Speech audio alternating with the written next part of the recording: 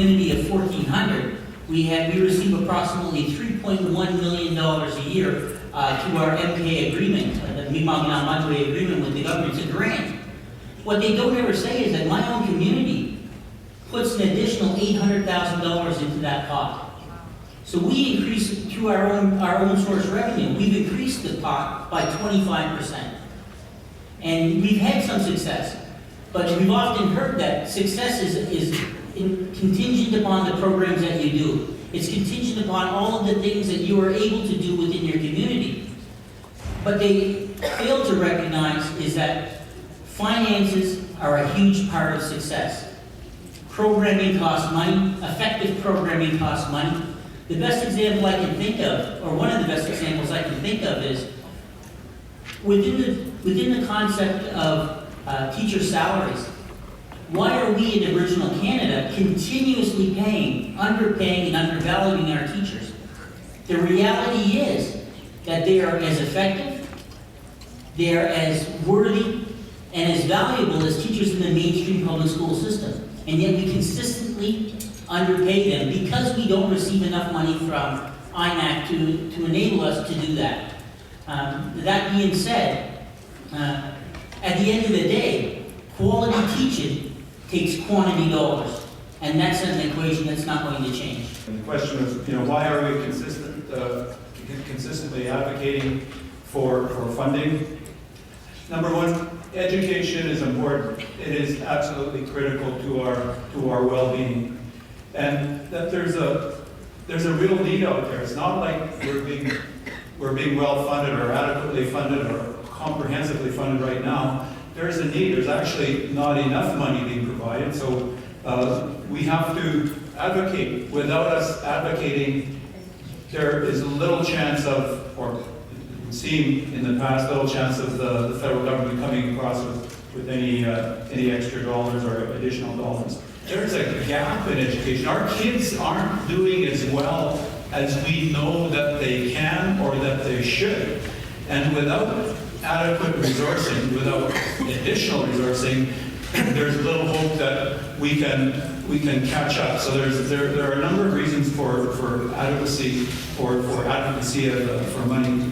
And the education process that First Nations have accepted, we've talked a lot about that already today, that has inescapable cost elements to it. The teacher, we qualify professional teachers, good facilities, equipment. We got technology now that costs a lot. We have operation and maintenance costs. We have all the books and supplies, the administration, the transportation, all of the programming, and some of it is not covered by the federal government. Language and culture has never been adequately funded.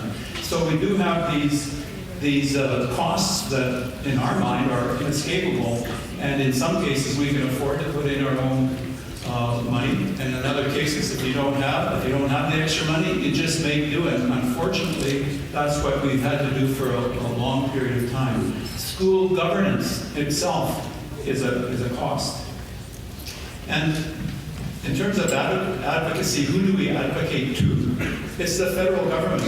They have the constitutional responsibility for First Nations on reserve. They're the only body that provides the money. I mean, so we do have to advocate if we're going to access adequate resources.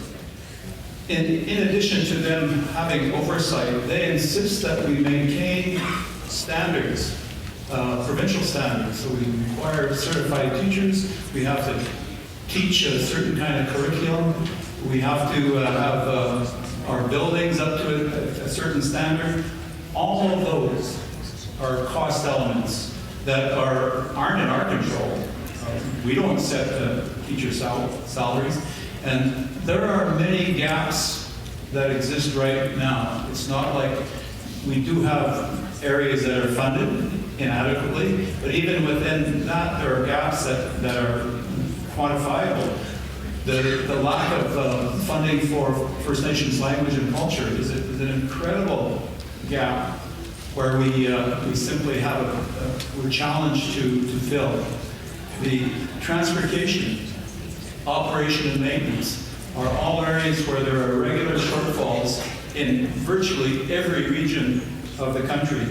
We're expected to gather data and be technologically savvy, and there's a cost to that. And that there's an incredible gap, cumulative, with regard to the way that the federal government the funds. And if we were all going to go into a language immersion programming, there would be an incredible challenge, and it is. A lot of First Nations are moving that way. And we take a look at the comparative funding for Francophone schools across the country. They get an automatic 25% more dollars just to protect their language and their culture, which, like us, is constitutionally protected. So yeah, why do we advocate? Because we have to. There's nobody else that's going to do it. Cook's Champ, thank you. Fast forward 18 years, and we can say that in the last 13 years, we have had a graduation rate over 80% in our community. And so, when we talk about local control over education, I remember my chiefs telling our council at the time, we can continue to send our students downtown, and they'll continue to make mistakes, and they'll continue to not educate our children. And we have no control over that. At least if we run our own education system, at least if we do those things and make those mistakes. And we're going to make mistakes. I've made mistakes. Trust me, I've made mistakes. And if we can own our mistakes, we can fix them. I'll tell you one more little story. In our community, when I first started, I went back 40 years of data. That's all. I went to the local superintendent of the local school board, and I said to him, I need some data. I want some data on attendance. How, where our kids are going to school in your system. I want to look at the attendance data. And he wouldn't give it to me. He said, no, can't do that. Privacy issues, this, that, whatever. So I took him to breakfast, and I said to him, I don't want to publish the data. I just want it. I didn't tell him I was going to talk about it, but. So he gave me the data, I got access to the data, and it showed that for our students from primary to grade 6, for the previous 4 years, their average attendance in school was 76.2%. That meant that in the course of any given school year, our students are missing 45 days. 45 days. That's astounding. That's 9 weeks of school. That's a lot of school to miss every single year. So when we established our school system, the first thing that we did was said we want to tackle one of the biggest issues that's affecting our children, and that is school attendance. And we can fast forward again 18 years. We started the program in 2003. I was sitting down with my brother one day, and he said to me, what can I do to help? And I said, give me $2,000, man. And you can help. He said, what do you want to do with it? I said, we're gonna start a program. We're gonna recognize those students in our school that come to school every day, the best attenders. Let's celebrate them. Let's make them the center of attention this year. So he said, okay. So he gave me the go-ahead, and he owned the gas station. It's called Mi'kmaq Gas. So we started this award system called Mi'kmaq Gas and Convenience Best Attendance Awards. And our first year, we had 172 students in the school system, primary to grade 6. And we had 7 classes, so we got 7 bicycles. We gave them out. And then we sat back and we looked at, well, where are we really at? I think our attendance that year was about 82%, 83%, much better than it was before, but still not where we wanted to be. And so we asked ourselves, what should be the standard by which we want our students to come to school? And we said, 95%. If kids come 95% of the time, they only would miss a week and a half out of the entire school year. And so we set that as our gold standard, and we introduced a new award the next year called the Chiefs Award for Attendance. And it went to any student in our school system that had 95% attendance or higher. And then we gave a bicycle out to the best attender too. But the first year we did it, we gave out 7 bicycles, but we only had 3 Chiefs Awards for attendance. We only had three students in our community attain that award that said that attending school was important. We fast forward to today, and in our last graduation dinner that we just had in June of last year, we had 72 winners. 72 students came to school. 95% of the time are hired. And for me, that's just, it blows my mind still to think of how we've taken what was a traditional Mi'kmaq value and we reinstilled it in our people. We reinstilled it in their school system. At one point in time, if we wanted to do something and be successful at it, we had to attend to it. We had to attend to it. You want to be a good fisherman? You better watch someone and how they fish. You want to be a good storyteller? You better learn to be a good listener. When we set standards and we recognize those students that achieve them, we do a world of good. And in our last year, our average school attendance in our primary to grade 6 school, our average student attendance was 92.6%. For me, it's the voices of people that have gone before. When I think of leadership, I think of Annie Paul, who says, "We have a right." It's a right. Gordy Antoine in BC, chief, he said, "Just do it." Philip Paul, he says, "Don't ask." George Watt says, "What's stopping us?" The whole notion of control is not a federal policy.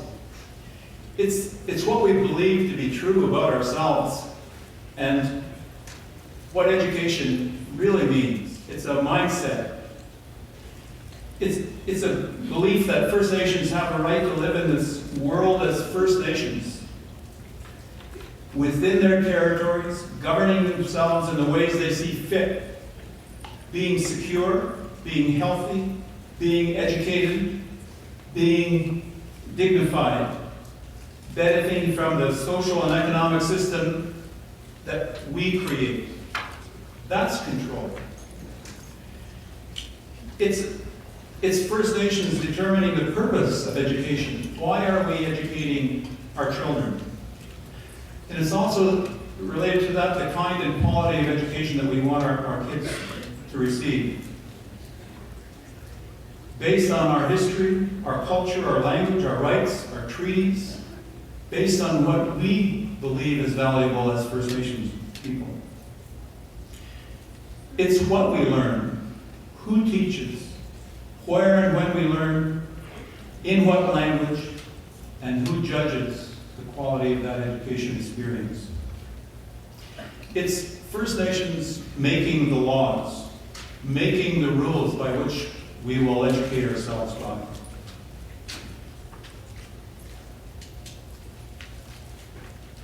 It's a right. Control means that we don't have to ask. Control means we have a responsibility. There is nobody to ask. Control is the planning, looking ahead, having the vision. Control is change. We know that now. We have to change if we're going to get to that position of control. Control is about a new future, a better place for ourselves. Control has to be intentional. We have to sit and talk and think about it. It has to be, control is purposeful and strategic. Control involves leadership.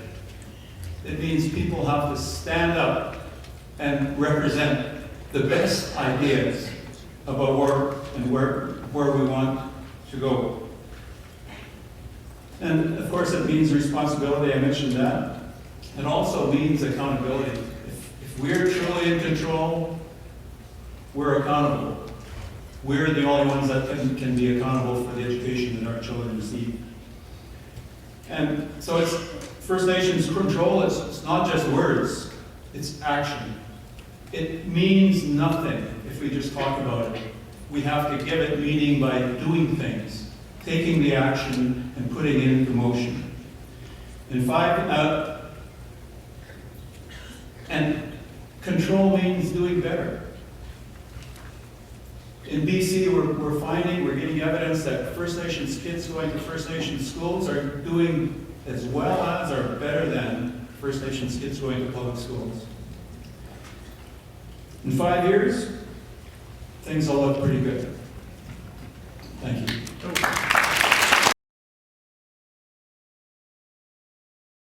We have to be able to always effectively plan our school year from day 1 to day 195. And so we've chosen in our community three pillars of support and things that we believe that we need to do. And we focus all of our energies on creating these conditions for success. The first thing that we do is we talk about creating a generation of students who attend to their own education. In our Mi'kmaq language, our word for that is degodimig, the ability to attend to the things you need to do. But we actively plan it. We actively plan it. It manifests in our school in terms of attendance. That's one of the manifestations of degodimig. It manifests as attendance. So we put a lot of energy and effort. If you miss school if you're not tracking to win the Chiefs Awards for attendance in the first month of school, we call your parents. Tell your parents and let them know. And there's some parents out there, what we give our students at the end of the year, they get a check for $50, they get a trophy from the chief, and we have a nice big meal. About this many people come into one room in our community, and we have a meal. And it costs us about $4,000. Now you wonder, where do you get $4,000? Well, I took a 1% salary cut to pay for it last year. Somebody's doing the math right now. Anyway, so that's the first thing that we talk about. So we actively plan for that. Attendance, good attendance in school doesn't just happen. You have to plan for it. You have to plan for it. The other thing that we do in our school is, in our language, it's called Bimi Gisademek. And it means we teach our students the value of achieving. Not just attending, but achieving, being successful. And we do it a lot of different ways. One of the ways in which we do it is we have a program called the Chiefs Award for Academic Excellence. And every student from grade 7 to grade 12 who makes the honor roll in their respective schools, and we don't have a junior high or high school. So our students attend public school in the province. And 25% of our students that attend public school make the honor roll. And it's because they went to school from grade primary to grade 6. They go to the provincial school system and they study in that system and they know what it means, they need to be successful. And so we celebrate them every year. We celebrate them and their ability to achieve. And then the other thing that we talk about a lot in our community that helps create the conditions for success is called Ilmadigek. And it means the ability to aspire. We talk to our children about dream building. One of the things we as Aboriginal educators have the most capacity to do more than anyone else in our communities is to create the conditions of hope and to create hope. Our children need it, our children deserve it. In our community, one of the things that we do, because we want our children to aspire, we want them to say, that can be me. We need to create the physical infrastructure in our communities to have children live out their life dreams. In my own community of Memberton, we have a program, it's called Step Up. And it's not like the movie, although I'll dance if you need me to. Step Up. And it stands for Student Term Employment Program Utilizing Partnerships. We all live in communities where we have tremendous economic output in the greater community around us. And many of our communities don't have jobs that our children can aspire to within. So we need to create the conditions for them to aspire. And so when we have a student in grade 10 or 11 or grade 12 and they want to be someone, they want to achieve, they want to aspire to be someone, we make sure that in their grade 10 year, their grade 11 year, and their grade 12 year, they have an opportunity to go do that. I'll tell you a little story. A few years ago, we had a young woman and she wanted to be a dentist. She was in grade 10. And so she said, she came in on her application, she said, I want to be a dentist. So I said, okay, we got to find her a placement. Her summer job's going to be in a dentist's office. If that's what she wants to be, let's make it happen for her. Let's let her help her live her dream. So we end up finding, I went to my dentist, and I said to him, I said, we said to my dentist, we have a summer student that wants to become a dentist. Can she work here? He said, sure. He said, sure, she can come work here. Anyway, she went to work there for the summer. She worked for 6 weeks. At the end of the 6 weeks, she did an exit interview with us because we asked all our students, how was your experience? What did you do? Was it beneficial? Would we use that guy again? Would we go and make that partnership with them? And she said to me, she said it was wonderful. There's 4 dentists in the office, and they all became dentists. They all had a different path. They all had a different path to become a dentist. I said, so that's what we said. Do you know what you need to do to become a dentist? She said, yeah. I said, do you think you're going to do that? She said, no. I said, why not? She said, I realized through this 6 weeks that people have really bad breath. But she did know, she did learn that this was a field. The health field was something that she wanted to be a part of. And today I'm happy to say that she's working in our community. She is a fully trained registered nurse. And she had an opportunity in grade 11 and 12 to go work in the hospital after her failed dentistry career. Isn't that amazing though? A student in grade 10 could have a failed career already.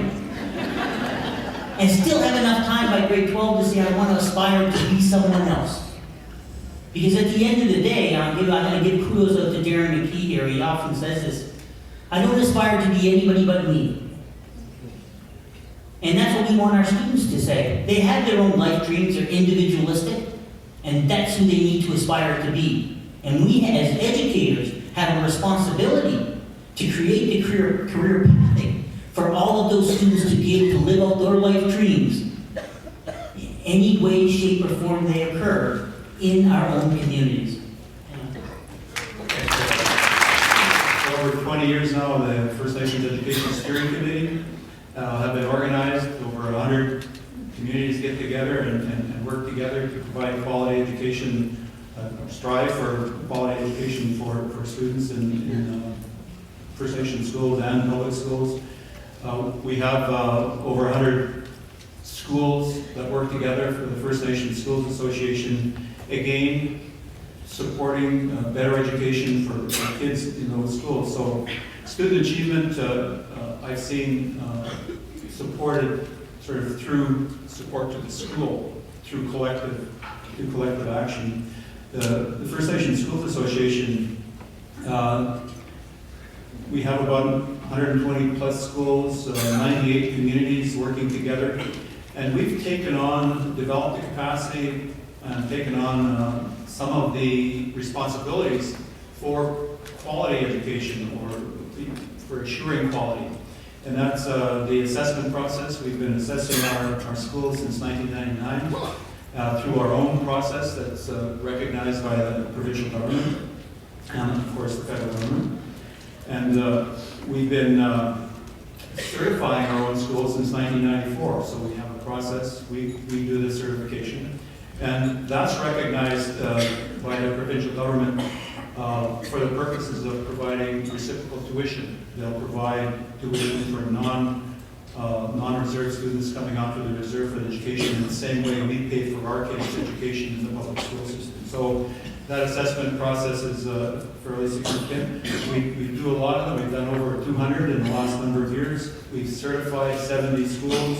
We have 26 trained assessors that go out into the field every year and go through the assessment process.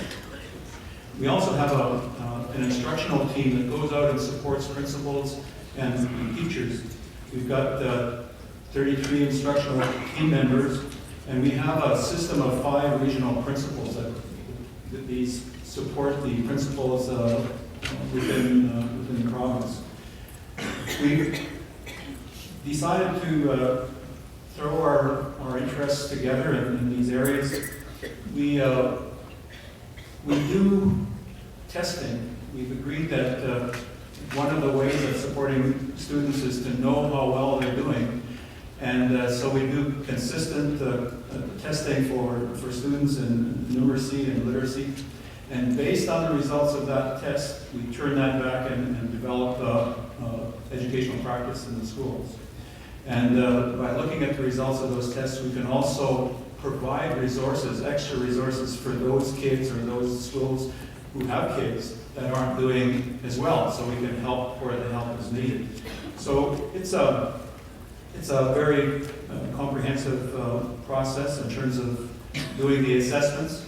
We also have a professional development program where we have professional learning communities where we invite the principals and teachers to come together and share their issues. And based on what they believe are important things to support children's learning, we work together on that and develop common strategies.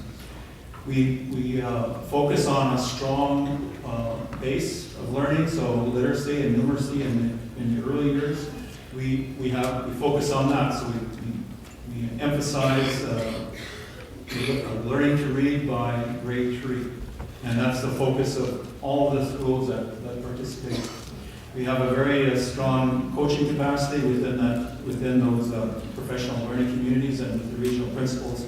And we share different reading programs and math programs and become very good at how to implement those programs, and so principals can communicate, teachers can communicate between one another about effective use of the tools that are at hand.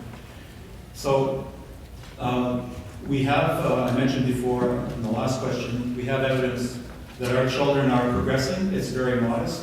And we also know that there are challenges out there. Grade 7 reading, we know there's a challenge there for our schools, generally speaking.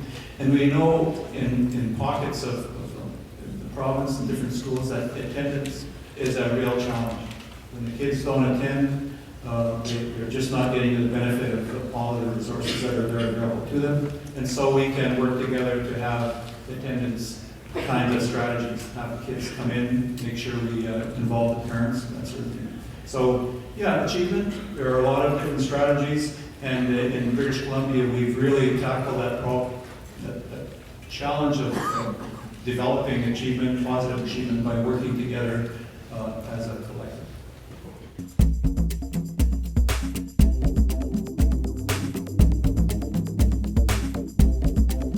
We really had 3 goals for this forum.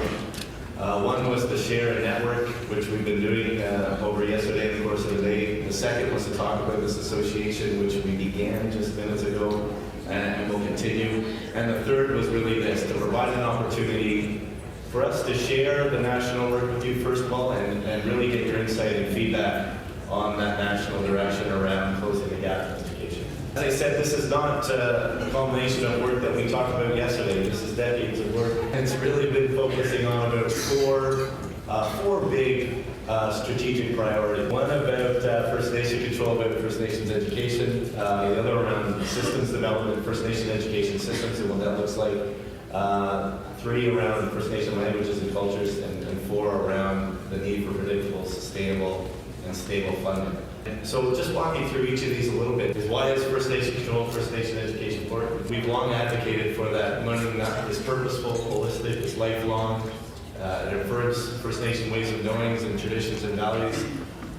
But our important, really, why is it important? Because as you know around the room, is only First Nations will ensure that that vision and that perspective and worldview is ensure that those children and youth are going to be provided that kind of an education, that quality education. And that's fundamentally why First Nation control is important. What's required, what have we said in a number of years around what's required? We need that support to develop that quality education system, the capacity to do that. We need that full transfer of responsibility for oversight. Gaining that oversight control is not just taking control, but taking over responsibility. We need those strong local community education councils that put First Nation schools and communities in charge of education. Why are systems important? Many of you have been starting on your own initiative to gather these systems in very different ways. But all schools in Canada are part of some sort of second level system, some school board, district, or division, some sort of supported division, except for First Nation schools. So this is a gap we need to fill. There's no financial support for that directly. So we need that sustainable funding for services like special education, technology, curriculum development, professional support, for school principals, all the things we just sort of mentioned. What's required as we move around that? We need that support, as we mentioned, around the same support that's provided to our partners in the provincial system, around providing that funding and support for those systems to occur. As I mentioned, they go well beyond, often well beyond, and as Darren was mentioning, what a First Nation Director of Education does is a bit different often than maybe a Director of Education in the mainstream system. Same thing with systems. Often we go over and above those roles to provide those services. So identifying what kind of support, what kind of services we want those systems to bring forward to students. When we talk about languages and cultures, we've long advocated that learning is rooted in language, cultures, and traditions. And it's those immersion programs that are important, that we know are important because they improve academic outcomes for children, first of all. Second of all, we know through that research that learning one's ancestral language improves mental health outcomes, nurtures their identity and self-esteem, so it goes beyond this limited notion of academic success. And we've got lots of information to say that the First Nations youth and children are coming back and saying, hey, I want to learn this language. And I want to learn my language, and we should be able to provide that opportunity for First Nations to do that. So that's why it's important. So what do we ask for? What's required? What we've been saying is we need those financial support for First Nation language immersion programming, similar to those provided for French language across Canada, as the National Chief indicated on day one.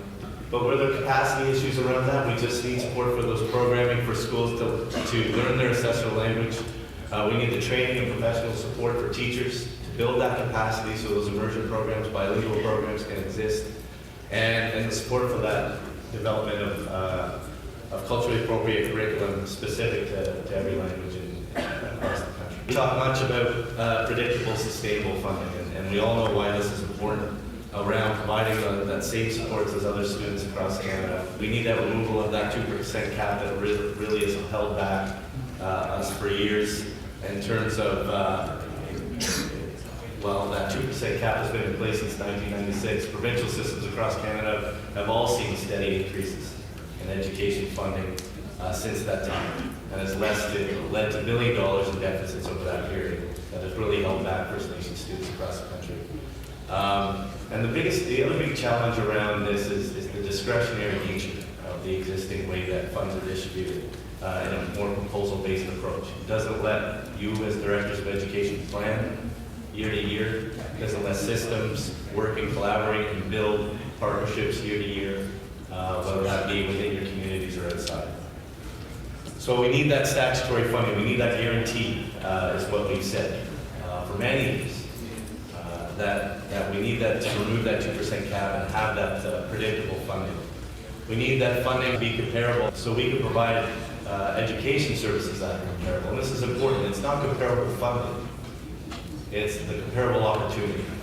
And we have the ability to provide education services that our neighbors in town or in our other systems and partners are providing. It might cost more, so it's not comparable money, it's comparable services. And we need to distribute that money better. So we need a new First Nation education funding formula that will help us provide that equitable, predictable, and sustainable funding across Canada. Again, that's a culmination of a bunch of decades of work. And recently, we've had many calls to action. And Bill C-33 brought along, really rejuvenated a lot of these conversations around what we're looking for in terms of pieces. We've long called for legislation in education.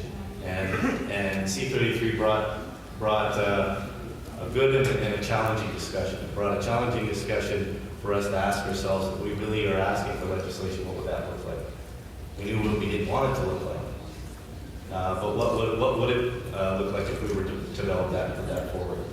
So our recent calls to action through resolutions, and many of that's provided in your USBs and kits as well as this deck, around some of the resolutions that have been forwarded by Chiefs of Assembly, put forward by the Chiefs Committee on Education and NIC, to engage in an honorable process with the federal government to refine and develop First Nations draft Federal Act for funding First Nations education. And I'll talk more about that in a second. How do we work and recognize and support regional and local diversity? How do we make sure that anything we do at a national level respects all the good work that's going on right now and supports that to continue? And it's based on the responsibilities inherent in Aboriginal treaty rights. And how do we make sure we remove that 2% cap on education funding? As we talked, as I mentioned, there's been a long-standing call for legislation in many ways from back, and I mentioned this just because we want to have some discussions around how to move forward at a national level to provide some of these supports. This is a quote from First Nations Control, First Nations Education, or the policy document we use at the AFN to really guide a lot of our work with the CCOE and NIC, which is of course the recent report and document, our policy paper from Indian Control of Indian Education in 1972.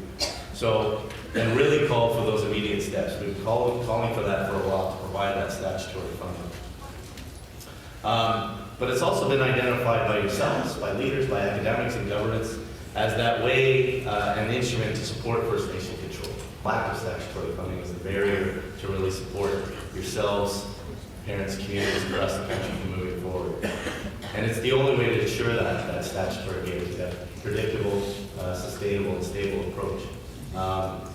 And not just from our side, but it's also required to help direct the behavior of the federal government, how they support and provide funds to yourselves. So it's a mutual relationship in terms of how such an act would work.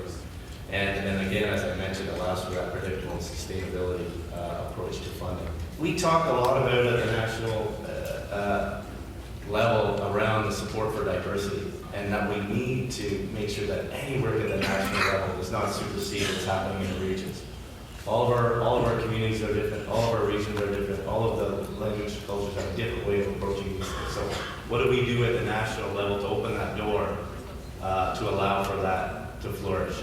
This is just a little bit of an idea of a map of some of the Indigenous education agreements that are currently either being discussed or completed across Canada, and gives you an idea of that variation and that diversity. So as I mentioned, in response to Bill C-33, at the national level, what we started to put together was say, okay, we can't just say no. We can't just say, no, we don't like this. We got to say, what would we want in such a federal act? But without drafting and going through it, the NIC and CCOE, supported by CCOE and Chiefs in Assembly, put together a draft federal act framework. But it mentions things around fiscal payments to First Nations. What are the pieces that we want to have in there? Outlines support for teacher salary, capital in infrastructure, systems development, funding support for First Nations to develop their own standards. And it's really a federal act for funding First Nations. So it identifies all the pieces around what you would need to support your work. It doesn't identify what standards you need to implement, what a principal in your school has to look like, or what are the supports and the funding you need, and all these components. And as I mentioned again, it really also makes sure that all of these calculations as we move through them in funding formula as we work through are determined through regional regulations and agreements. So regionally we would see that process working its way through. We'll walk through this a little bit more. Talks about accountability. If we're going to take First Nation control, First Nation education, how are we going to be accountable for that work? What are the expectations we have to report on not only educational outcomes, but financial accountability? How will we ensure that those service standards that we want to see are provided? And how do we ensure we get the funding to support the development of those standards and working with our communities and parents and to develop those? And then finally, a section on review and ratification. We really talked a lot about the support for each region to ratify, define their own options for moving forward, for opting out, all of these pieces. And again, this was all stemmed almost in a negative way around Bill C-33, but helped move at a national level quickly the conversations in a positive direction around what we would want to look and forward. And we're really seeing this as a great opportunity that we historically have never had, to have all of you in the room to get your insight and feedback around that direction. So we've got a unique opportunity now with this new government, with the budget coming up, with a whole bunch of pieces, and we're really looking at this in the next 3 years, and how do we get there? This is a very unreadable timeline for you up on the screen, but let me zoom in a little bit here on some of the pieces. So really our first two pieces that we're looking at is education reform and immediate investment. So we're somewhere in the lines here of that orange square at the top. That's February. We're in February 2016. February 2016, and we're gathering here. So we've done some planning at the national level. We've done some strategy work. We've got some approvals around resolutions. We've got some pieces we want to put forward, but around what? And really the next section is how. The other key days is our assembly in July around how we would move forward in resolutions for process. How do we develop? How do we do this? How do we bring folks together? What's the balance between consultation, for lack of a better word, as well as meeting these tight timelines that we're going to have to be working on. Our other timelines we're looking at is what can be supported out of this budget that, as the Minister said, is March 22nd. That we're going to know what do we expect in some immediate investment for First Nations education. One thing, but the second thing we're looking for is that support for this process, support for this next year of working together in that honorable process that we've called for to help build these pieces we need for legislation, for regulation, for regional discussions around what a new funding formula would look like to support all these pieces we identified. Starting from tomorrow to really the start of before the next budget. So we really got some tight timelines to get a lot of these things done. And we're going to have some discussions over the next little while on how we balance that work. How do we involve our regions and communities to work with that? And then lastly, the hope and expectation as we work toward this is that in budget 2017, the next we have these systems in place. So we're not waiting another 30 years for something like this opportunity to happen again. How do we take advantage of this to really move forward? And these are some of the questions that we're going to go through. But for the first two questions, really this is how we wanted to structure the conversation. We want you to talk at your tables for the next 10 minutes or so and talk about what you just heard around the national plan and talk about these two questions. What does First Nation control, First Nation education look like in your community and in your region? We're going to start with those two questions. We'll reel you back in about 10 minutes and we'll have some opportunity to share with the plenary some of your table discussions.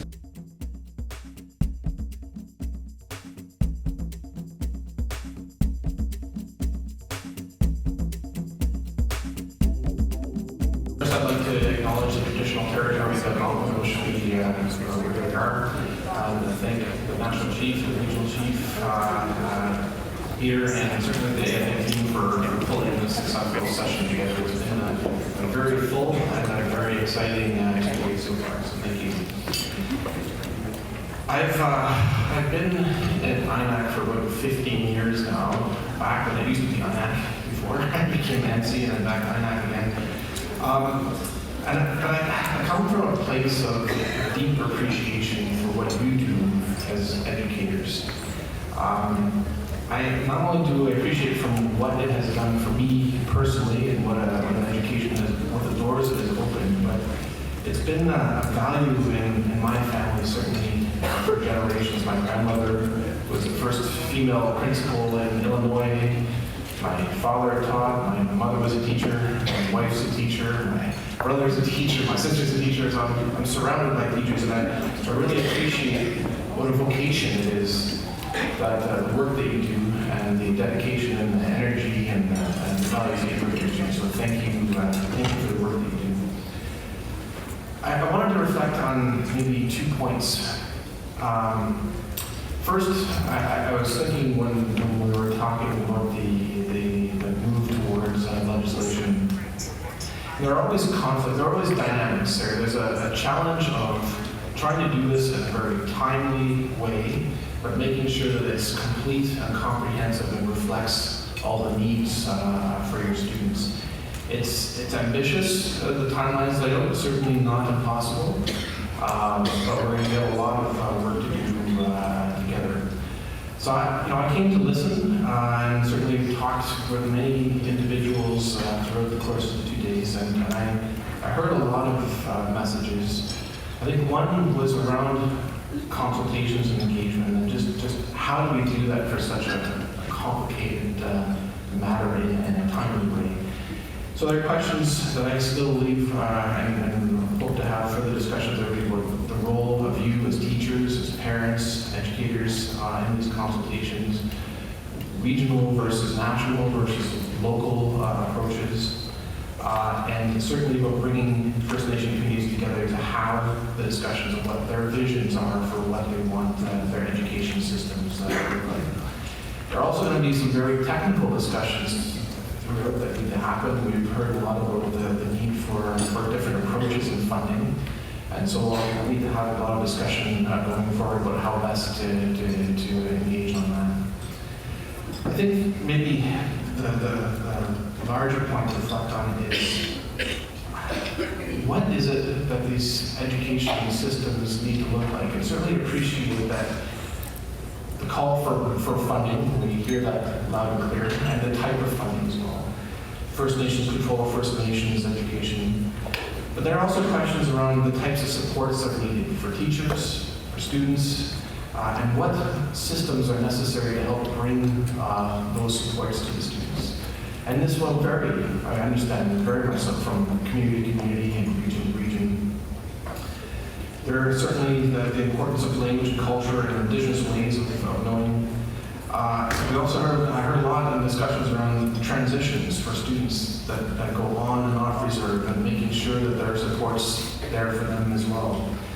How do we support students that are off reserve and going to school in provincial systems? And what's the right relationship with the provincial systems then?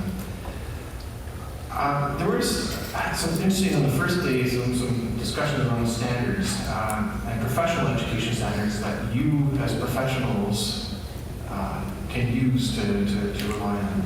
So there will be lots of questions. I see some of them reflected here already around the right roles of oversight and to whom and for what. So there's a lot.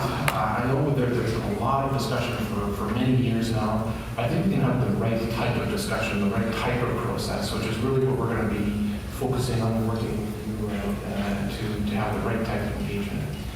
It's an exciting time and it's a daunting time all at the same time. But based on the discussion I've certainly heard the last 2 days, I think we'll all be good if we all work together and we're working this path together forward. I was asked early on about just how a legislative process works. It varies from bill to bill. I've seen some very simple ones and some very complicated processes. But the point that I think we all have to keep in mind is that legislation doesn't begin in Parliament. It's a whole process leading up to the parliamentary process. That's about the work that we would need to do here together of determining what that vision of what the legislation needs to be. What are those provisions that need to be there? What's the intent? What is it we're trying to have legislation? Is it all about funding? Or is it about other elements that you as educators need as well for your supports?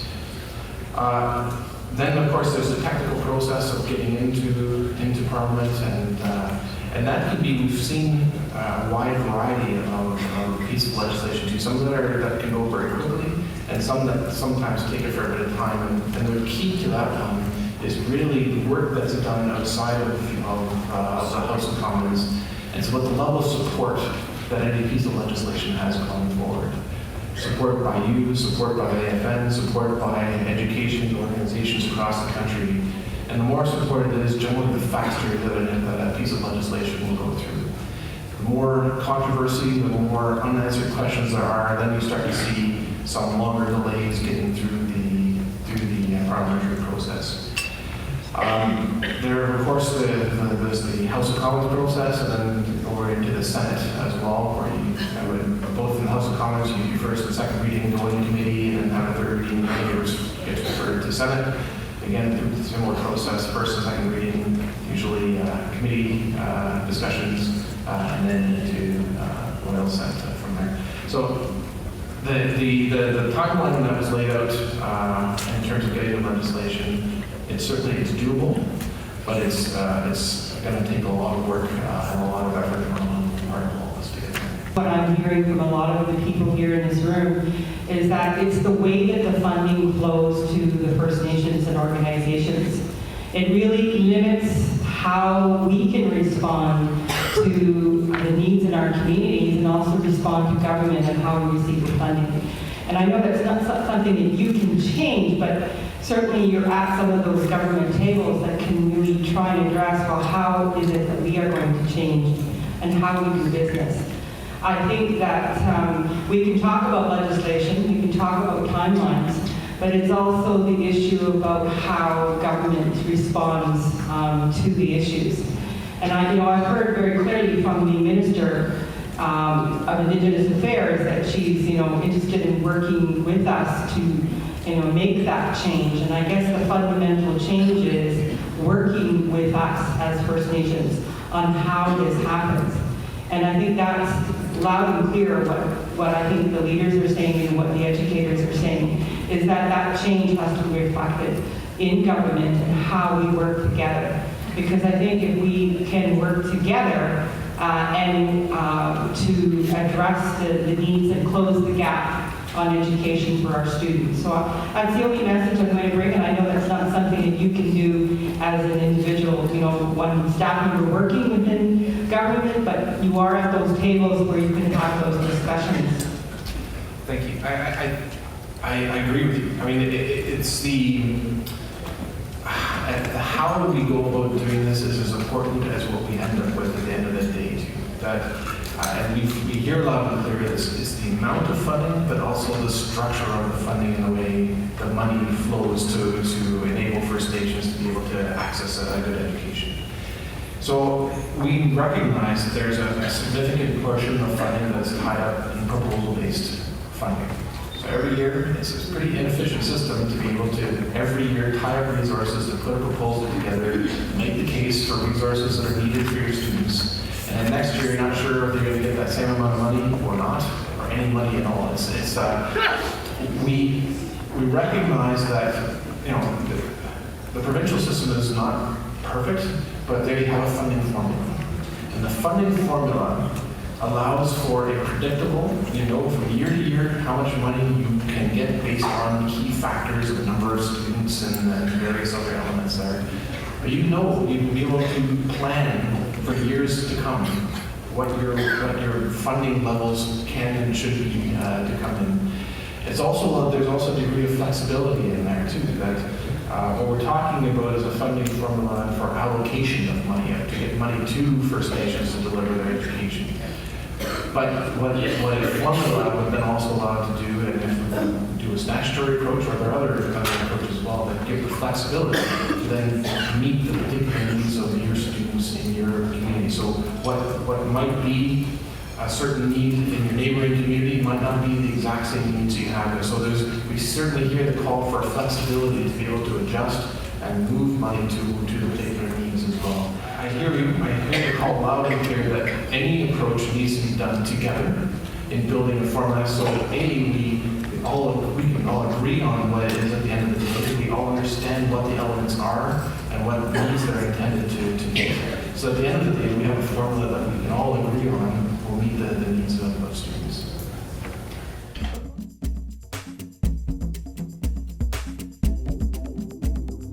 Very often when we look at the world of education and we look at history, those who participate in the actual making of it really don't realize just how profound of an impact they were having.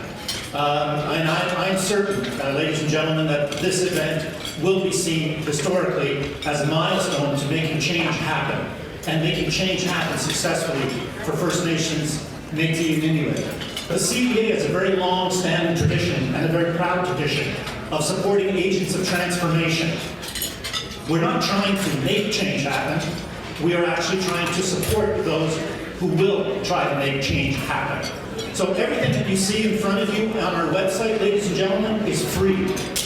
The CEA is funded, two sources of funding, one by the Ministries of Education across Canada, and secondly, by individual memberships. associations, unions, faculties of education, corporations, parent groups, students, teachers, and research groups and other non-for-profit organizations. They represent our lifeblood and the information that we have. So the beauty of what we have, ladies and gentlemen, is the fact that we're not beholden to anybody other than to the students and the teachers who are there to make a difference. In the past few years, in terms of what we've been working at, has been student engagement. The CEA was the world leader in 2007, 2008 of initiating investigation of student voice and student intellectual engagement. When we look at engagement and what did you do in school today, ladies and gentlemen, I will present to you just a few facts and some evidence that I hope will just make you reflect.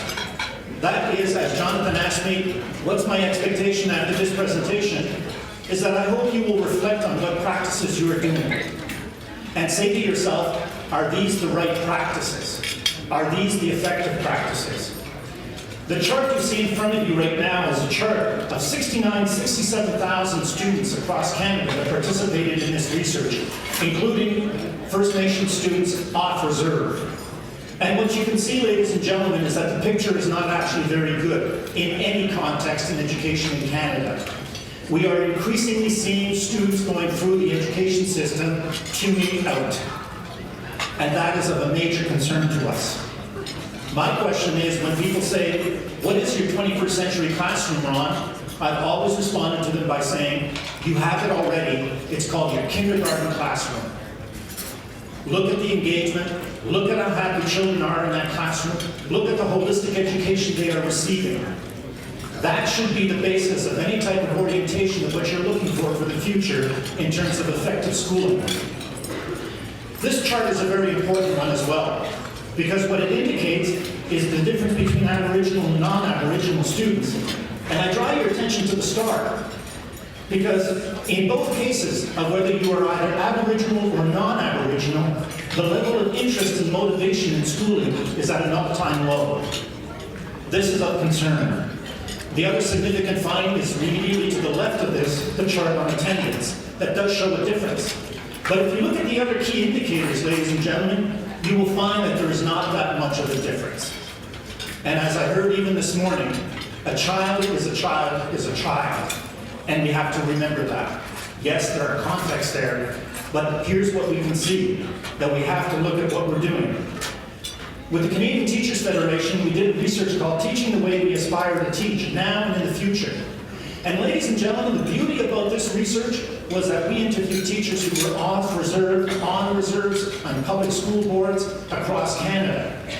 And to a teacher, they said their best teaching moment was when it was experiential, was when they were allowed to go beyond the bounds of their classroom. And in many cases, it became a very inspirational moment, and I invite you to read that research. From that research, though, we asked the question because we heard of teachers, schools doing phenomenal things with children, and yet we never knew about it. And the question was, why? Why are we not hearing anything about this? Well, we investigated this, and I think it's a very important point in your debates and deliberations that will be coming over the next year or two in terms of where and what path you should be taking.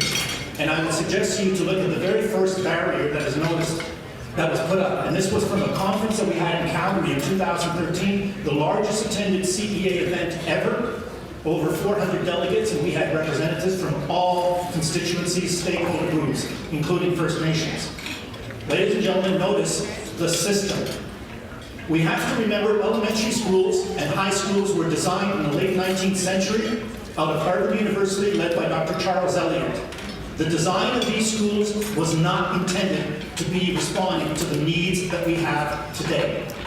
They were designed for the late 19th, early 20th century when a massive industrial revolution was underway.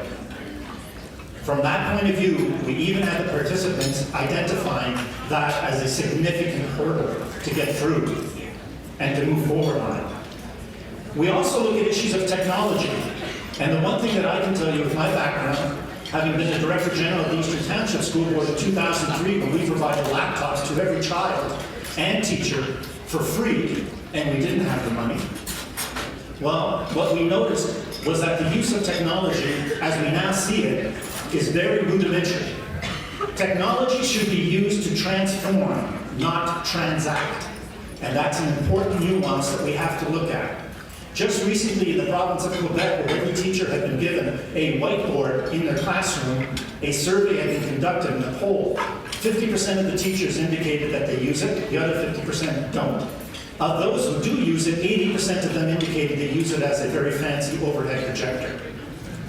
Yet, 99% of the students who were interviewed said that was a meeting that they wanted to explore more with their teachers. So we have work to do there, and we have to make sure that we just don't infuse technology into classrooms without a very coherent plan. This is an important emerging reality, ladies and gentlemen, that I want to share with you, and this may very well likely stir up a few thoughts and beliefs in you. As Darren mentioned to me just recently, he attended our conference on neuroscience and learning that was held in Quebec in November.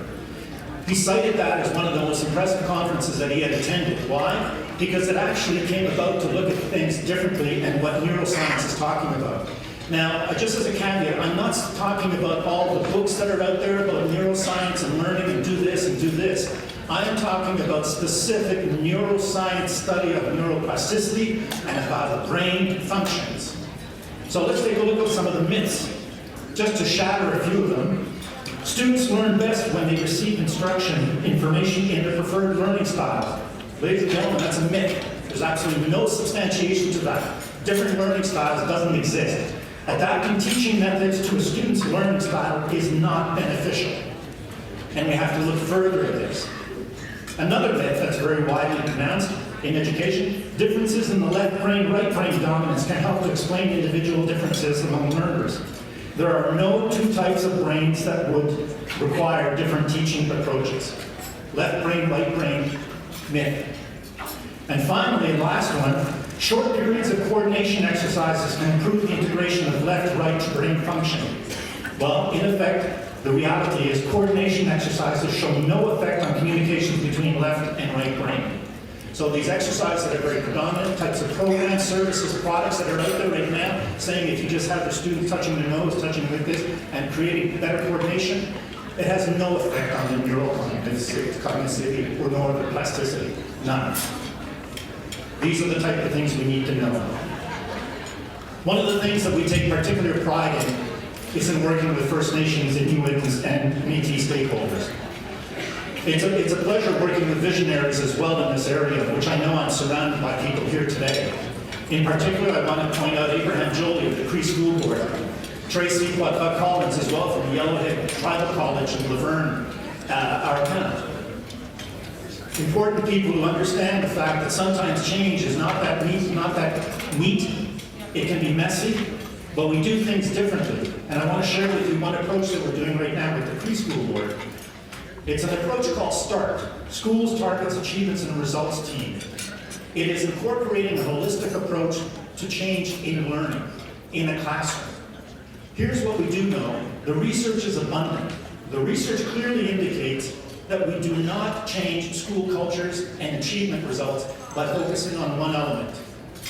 A school is an organic context. And as Peter Senge wrote, schools are designed with the view that children are deficient and schools fix them. This paradigm greatly inhibits new learning thinking, from Peter Senge. And continued research into the effectiveness of professional development in education systems across North America demonstrates that PD integration into schools and not the PD content itself is the real issue. It's how we're going about to do this. So our program is not a PD-specific content. What we do, we go into a school, we ask the school, what can we do for you? This takes visionary leadership and courage as well, because now it's a departure of instead of identifying to people, this is what we think you should be doing, it's asking the people in the field directly, how can we respond to your needs? And lo and behold, ladies and gentlemen, in the vast majority of the cases, they end up responding exactly to what your anticipations and expectations were. So START team spends up to 30 days in a school over a course of a year. 30 days, ladies and gentlemen, not 3 days or 6 days, 30 days. We build trust with the fact that we know that with trust, you can have success. We survey students, and ladies and gentlemen, we even survey kindergarten students. We give them 6 questions with smiley face, not that smiley face, and a frown. It's amazing how students can actually tell us, even at that level, if they're happy. These are the types of data and information that we use to move forward. It's holistic in its approach. Its approach to us focusing on embedding professional learning into First Nations schools by ensuring that the previous PD is not lost in the future, while at the same time providing the First Nations schools with the tools to maintain and grow the accumulated knowledge for the long term. At the CEA, we're very proud and we have a long tradition of working with First Nations communities. This is an example of also the type of our AFN magazine, Education Canada, and a lot of people unfortunately didn't even associate Education Canada with our association.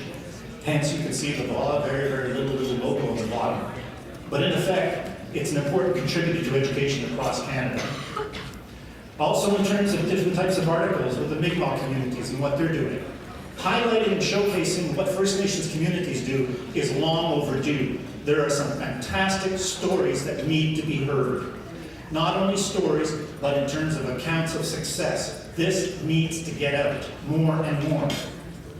We honorable mention as well with the Ken Spencer Award, and also in terms of looking at different things with respect to innovation. We recognize the East Free Secondary School Gardening Program in Inuvik, in the Northwest Territories, where they're growing gardens, and the children are growing gardens, and they're actually selling the produce in the community. What a wonderful approach to the learning context. Also, in terms of other elements, is the Dr. Ken Spencer Award and the SKYAC initiative. Fantastic. These are the type of initiatives, ladies and gentlemen, that we need to hear more of and celebrate. But in effect, that's probably one of the issues about education as well, is that there are a lot of people who work in education who are very humble. And that humility is a wonderful human trait, but sometimes it actually stops us from moving out and speaking out more about what we're doing. I can assure you the CEA will be there to help you and support you in moving this forward. Also, the Wayfinders program in Winnipeg, a marvelous program, taking students who have basically been almost taken out on the streets and bringing them back into a community of learners surrounded by First Nations individuals, and not only First Nations, but everybody. This holistic openness is remarkable. Recently, we have also the South Slade Divisional Education Council, which won 3rd prize in the Reader's Digest contest sponsored with the CPA. And this year, in terms of looking at the work that's being done in this division with respect to literacy and the massive change, Curtis Brown should be proud of the work that he has done.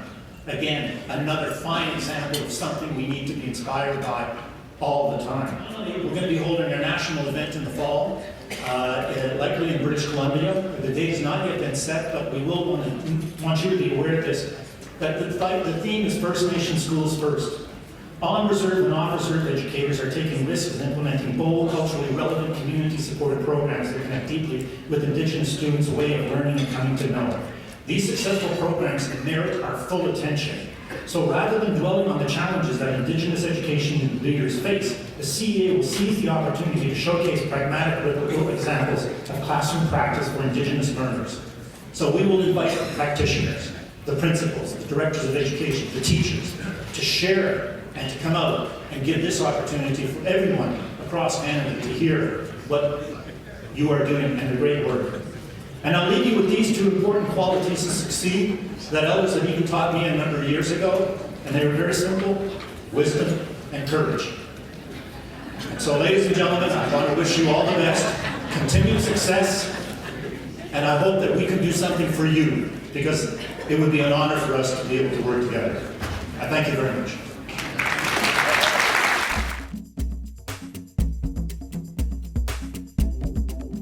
The questions that came up for discussion during that particular session was, what does First Nations control of First Nations education look like in your community or region?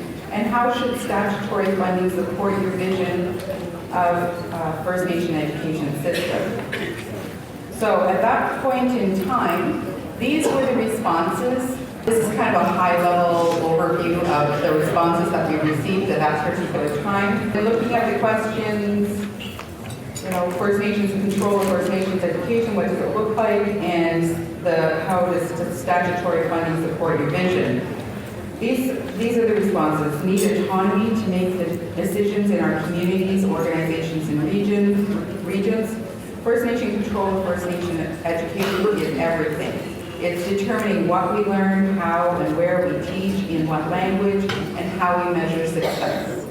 Education systems will look different across Canada and need flexibility to support the diversity. Any direction should not derogate or abrogate the treaty right to education.